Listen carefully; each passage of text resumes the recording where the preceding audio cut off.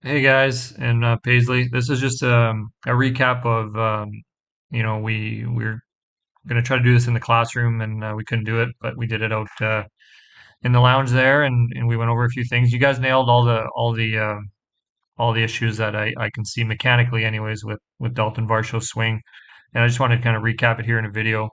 And I also got a swing. Maybe he's on a tear right now, obviously, since I made this video. He's hit like 3 home runs in the last couple of games, and I got one of his swings from 2 days ago, and we'll look at that, see if it's any different. Um, but quickly going through the points you guys highlighted. So, he gets a little bit long, right? That first move is more down with the hands and the elbow. Even at this point here, when the elbow is leading the knob here, you definitely have some length. I would even consider this some bat drag. All right, so the bat's gotten pretty far away from his head, pretty far away from his shoulder, also known as disconnecting. All right, so we got a little bit of length. Um, and I think here, I'll show this later again, but if I draw a line across his hands, and this is the kind of a big point of emphasis, again, we've been doing this all winter, but for you guys, is to get your hands to crash through that line as your first move, right? And you'll see his very much slide down the line for a while before now they start to go forward. So that's length, right? Like we want to kind of get rid of that. And our hands are attached to the bat, right? And the barrel's up here. So if his hands are moving down, right? His first move is his hands kind of slide down. Well, the barrel's going to start to work down. And I think that's where he gets in a little bit of trouble with his swing plane. So I drew the lines already. So the yellow line that's curved is kind of the path of his barrel. Obviously, the straight line is the pitch plane. And yeah, you guys, I think Evan Stewart, you said his barrel got way underneath. And you can see here, um, his barrel is getting way underneath that line. Like the yellow line there is running through, almost where the bat gets kind of skinny. So his barrel's way underneath and it starts to get back on plane about there. So I drew those two lines. You can see that his sort of his happy window for him to really barrel a ball is about, from maybe here to there. Okay, any further forward here, you can already see his bat's coming up through the line. All right, he's gonna hit a pull side ground ball, right, that he hits a lot of. If he hits it out front there, and if he back here, he's probably fouling it straight back. And a little bit further back here, he's swinging right underneath it. Okay, so his window is quite small because you can see that line of his barrel is coming up through the pitch plane pretty significantly. Okay, and then I think this rolling kind of the wrists here in his power V with this flat finish is a product a little bit of this length from back here. Right, he's swinging kind of around the baseball, and that's what he does. Right, he pulls. Most of his hits he pulls. Like today, he hit a home run and the pitch was, on the outside corner, and he pulled it for a home run. I mean, nothing necessarily wrong with that. It's just that you're to do that, you're probably not super short to the ball, right? Okay, so that's kind of what we identified, right? A little bit of length here. Hands are working kind of down and then across. Gets his barrel underneath the plane. Works up through. Wrists roll a bit. Flat finish. All right, so let's have a look at his swing from 2 days ago. All right, so this is a home run he hit two or 3 days ago. I guess 3 days ago. I think this is a grand slam. Anyway, uh, and during the broadcast, they were talking about Buck Martinez was talking about how in spring training, Varsho's focus has been working on staying on top of the baseball. Working on top of the ball and staying on top of it. So I'm sure he knows this. The Blue Jays know this, and that's what he's been working on. He knows that he needs to get more on plane and work from above the baseball. So, um, but you'll see a lot of the things that's in that Arizona swing I showed are still here. I think he has made some improvements. But you'll see here, that the hands, right? Like those are working very much down to start his swing. And he kind of tucks that elbow. You'll see that elbow here is still in front of the knob there. All right. So I think that's just the key move for him right there. If he can fix that initial hand path, get those hands crashing through that line sooner, I think it should fix his path through the zone here and keep him on plane. Okay, like here I am, you know, U15 double A coach talking about a big leaguer and what he should do. But anyways, it's not lost on me that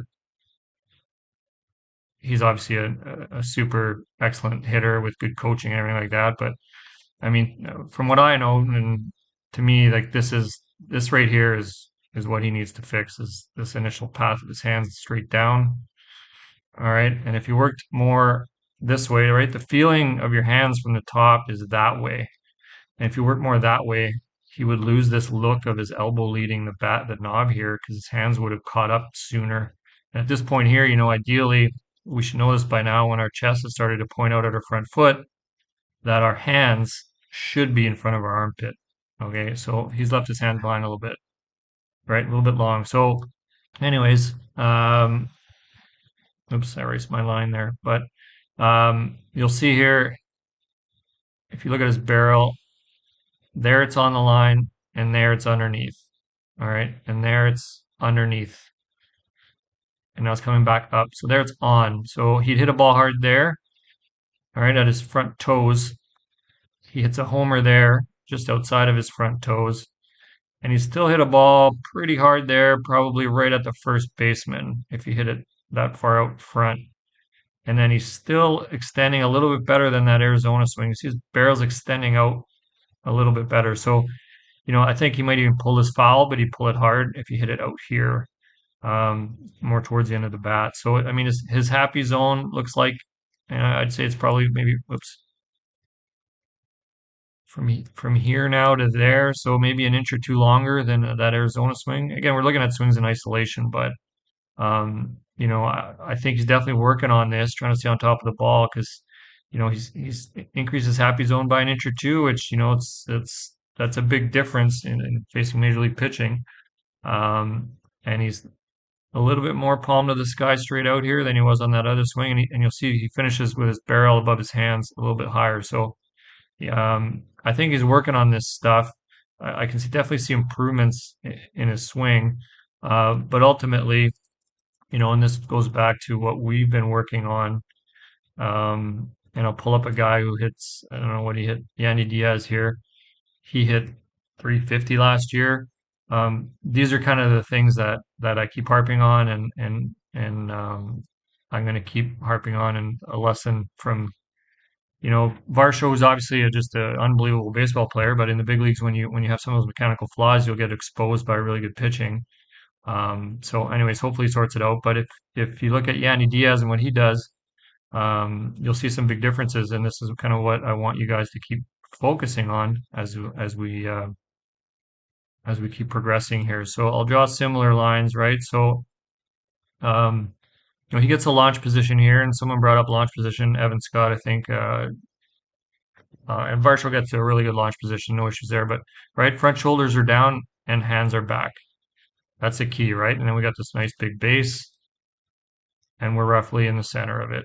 Okay, so a reminder of launch. But anyways, if I draw this line on his hands, you'll notice that his hands go through the line, like they're going towards the baseball. They're going down a little bit, yes, right? But they're going through the line versus Varsho's were sliding down that line for the first 4 or 5 inches before they started to come across. You see Andy Diaz, his hands are coming straight across. Well, not straight across, but they're getting across that line almost immediately, right? So his hands are working like this versus Varsho's kind of worked a little bit down and then he started to bring them across. So that's big difference, right? Big difference number one. And really, really important. That first 6 inches of the swing, so important. And you'll notice here, when Yanni Diaz gets in this sort of same position as Varsho, when I said, chest roughly pointing at the front foot, there you'll see Yanni Diaz's hands are in front of his armpit with his elbow behind the knob of the bat. Okay, so whereas Varsho's hands were a little bit more trailing with his elbow still in front of the knob. So he's much shorter to the baseball, right? And you'll see he gets the knob out front, right, in front of his torso right there. and through it. Now I'll draw this line here. Give me a sec. All right, now um, looking at the pitch plane, which is the like I think the number one thing Varsho needs to fix is hand path leading to a better plane of his bat through the zone. Um, you'll see Yanni Diaz here. His bat just never gets underneath that line.